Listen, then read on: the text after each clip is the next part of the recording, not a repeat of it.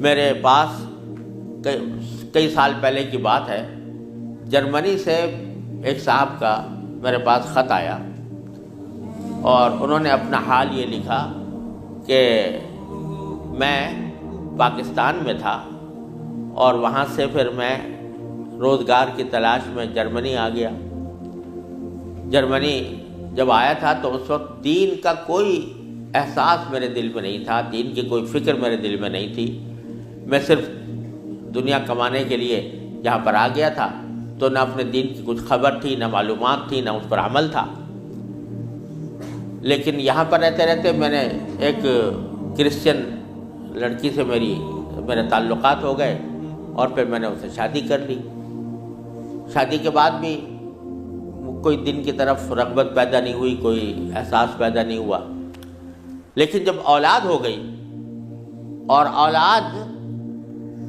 ذرا نشو و نما پانے لگی، ذرا سی وہ سمجھدار ہونے لگی، تو اس وقت میں نے دیکھا کہ میری کرسچن بیوی وہ اولاد کو کرسچینٹی پڑھا رہی ہے اور کرسچینٹی کی تعلیم دے رہی ہے۔ تو اس وقت میرے دل کا اندر کا سویا ہوا مسلمان جاگا کہ یہ میری اولاد ہے اور یہ کرسچن بننے جا رہی ہے، میری بیوی اس کو کرسچینٹی پڑھا رہی ہے۔ تو میں نے اپنی بیوی سے کہا کہ تم اس کو یہ کرسچینٹی مت پڑھاؤ۔ بیوی نے کہا میں کیوں نہ پڑھاؤں، یہ میری بھی اولاد ہے اور میں اس کو حق سمجھتی ہوں، تو اپنی اولاد کو بھی ویسے ہی بنانا چاہتی ہوں۔ میں نے کہا نہیں، کرسچینٹی حق نہیں ہے، اسلام برحق ہے۔ تو اس نے کہا مجھے ثابت کرو کہ کیوں برحق ہے اسلام اور کرسچینٹی میں کیا خرابی ہے۔ تو اب میرے پاس علم تو تھا نہیں، مجھے اپنے دین کا بھی پتہ نہیں تھا، کرسچینٹی کا بھی پتہ نہیں تھا، لہذا جب وہ بات کرتی تو میں اس کا جواب دینے کے لیے کی پوزیشن میں نہیں تھا، اس کے سوالات کا جواب نہیں دے سکتا تھا، اس کے اعتراضات کا جواب نہیں دے سکتا تھا۔ تو میں اس مشکل میں ہوں کہ میری اولاد وہ میری بیوی کی تعلیم و تربیت کے نتیجے میں کرسچن بننے جا رہی ہے اور میرے دل پر آرے چل رہے ہیں، میں کچھ کر نہیں سکتا۔ تو آپ مجھے کوئی طریقہ بتائیے۔ یہ خط میرے پاس آیا تو میں نے اللہ تبارک و تعالیٰ سے دعا کی کہ اللہ کوئی ایسی تدبیر اس دل میں ڈال دیجیے کہ جس سے اس بیچارے مسلمان کی مشکل حل ہو۔ تو میں نے اس کو لکھا کہ ایک تو میری کتاب ہے واٹ از کرسچینٹی کے نام سے، جس میں کرسچینٹی کے بارے میں تفصیل ہے، تو وہ کتاب میں نے بھیجی اور ساتھ میں اس سے کہا کہ آپ اپنی بیوی سے بحث کرنا بند کر دیں، کیونکہ بحث کرنے سے کچھ فائدہ نہیں ہوگا، آپ کو خود معلومات نہیں ہے اور بحث کرنے سے ویسے بھی فائدہ نہیں ہوتا۔ جب بحث مباحثہ شروع ہوتا ہے تو ہر ایک آدمی چاہتا ہے دوسرے کو زیر کر دے، اس سے کوئی خاص فائدہ نہیں ہوتا۔ تو آپ بحث کرنا تو بند کر دیں، البتہ ان کو دو باتوں پر آمادہ کر لیں۔ ایک بات تو یہ کہ اس سے یہ کہیں کہ بھئی خدا کو تم بھی مانتی ہو اور میں بھی مانتا ہوں، اور یہ بھی مانتی ہو کہ خدا سے دعا کی جاتی ہے، تو آؤ ہم دونوں بیٹھ کر یہ دعا کریں، اکٹھے بیٹھ کر یہ دعا کریں کہ یا اللہ اگر اسلام برحق ہے تو ہمارا سینہ اسلام کے لیے کھول دیجئے، اس پر عمل کی توفیق عطا فرمائیے، اور اگر کرسچینٹی برحق ہے تو پھر کرسچینٹی کے اوپر ہمارا دل کو مطمئن کر دیجئے۔ دونوں مل کے یہ دعا کیا کریں۔ ایک تو اس بات پر اس کو آمادہ کریں، دوسرے اس بات پر آمادہ کریں میں کتاب بھیج رہا ہوں کہ وہ کتاب کا مطالعہ کر لیں۔ میں نے یہ لکھ تو دیا، اللہ تعالیٰ سے دعا بھی کی کہ اللہ میں نے لکھ تو دیا ہے، اس کو مؤثر و مفید بنا دیجئے۔ کچھ عرصے کے بعد اس ساتھی کا خط آیا، اس نے لکھا کہ الحمدللہ میری بیوی نے آپ کی دونوں باتیں تو مان لی ہیں اور کہا کہ یہ دعا بھی کروں گی اور یہ کتاب بھی پڑھوں گی، لیکن ابھی کوئی فرق نہیں آیا، معاملہ جوں کا توں ہے۔ تو میں نے پھر ان کو خط لکھا کہ آپ گھبرائیں نہیں اور اس عمل کو جاری رکھیں، دعا کرتے رہیں، تو گھبرائیں نہیں۔ اس کے کچھ عرصے کے بعد ان کا خط آیا میرے پاس، اس میں انہوں نے لکھا کہ عجیب و غریب واقعہ ہو گیا، وہ یہ کہ میری بیوی وہ کسی جگہ کوئی کوئی ڈگری کورس کر رہی تھی، اس سلسلے میں یونیورسٹی گئی اور یونیورسٹی سے واپس آتے ہوئے ہم دونوں واپس آ رہے تھے، وہ گاڑی ڈرائیو کر رہی تھی، میں اس کے برابر میں بیٹھا ہوا تھا، تو اچانک اس نے گاڑی ایک جگہ روک کر اور اس نے اپنا سر اسٹیئرنگ کے اوپر جھکا لیا اور بے تحاشا رونے لگی۔ میں سمجھا کہ خدا نہ کرے اس کے اوپر کوئی دل کا دورہ پڑا ہے یا کوئی تکلیف ہوئی ہے، تو میں پریشان ہوا۔ میں نے پوچھا کیا بات ہے،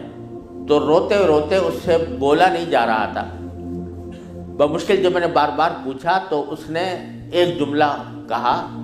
کہ میں اور کوئی تکلیف نہیں ہے، بس مجھے تم مسلمان بنا دو، اسلام میں قبول کرنا چاہتی ہوں۔ کہتے مجھے اپنے کانوں پر اعتبار نہیں آیا کہ یہ وہی عورت ہے کہ جو اتنی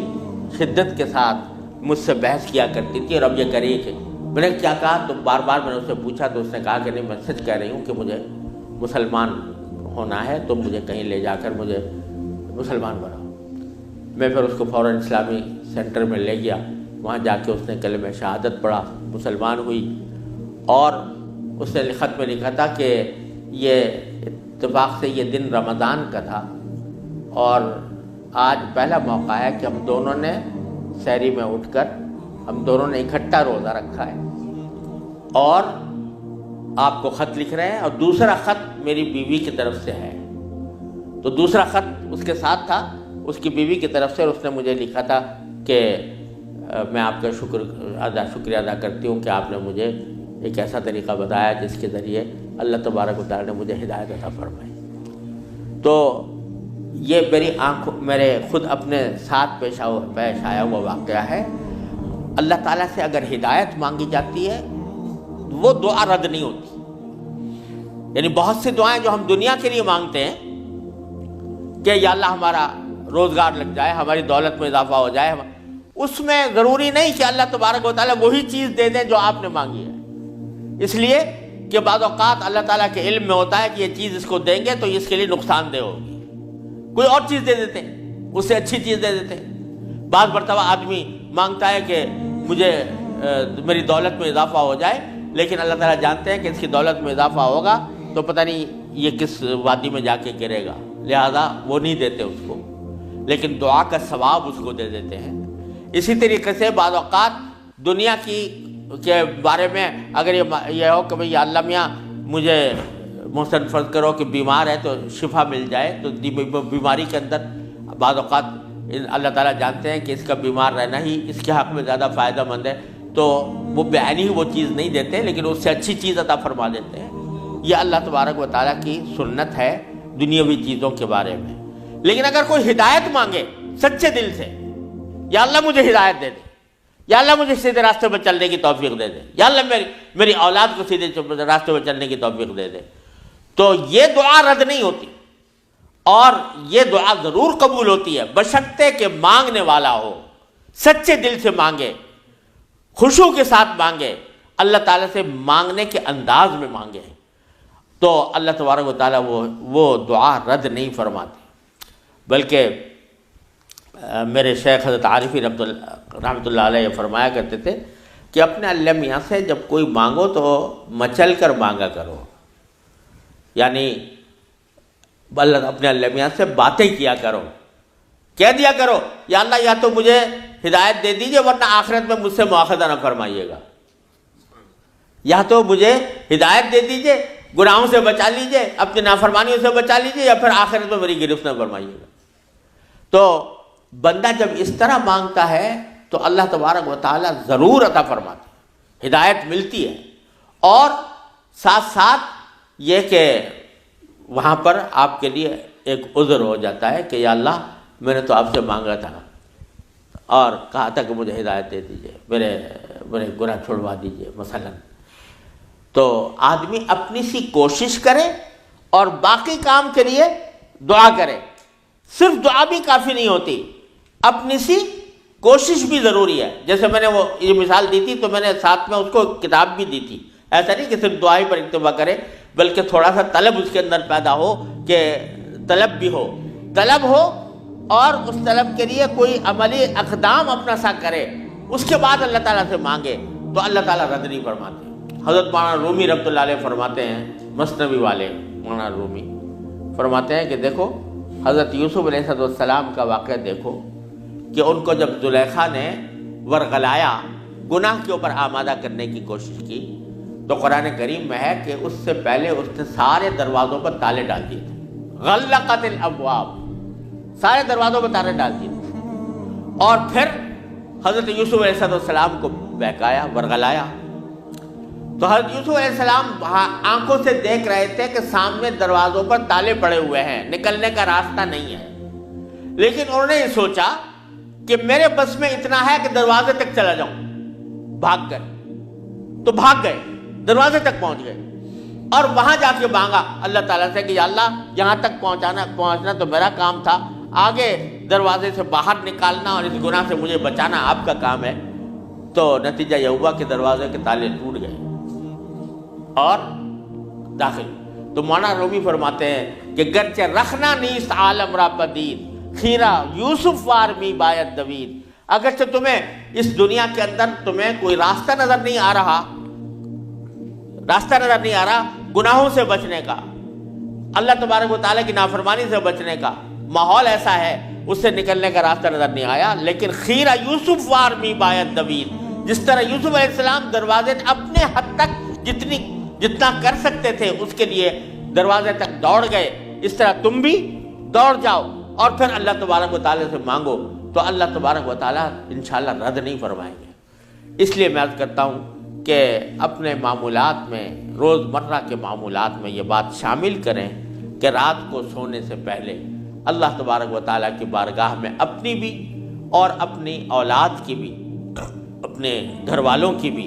ہدایت کی دعا فرمائیں۔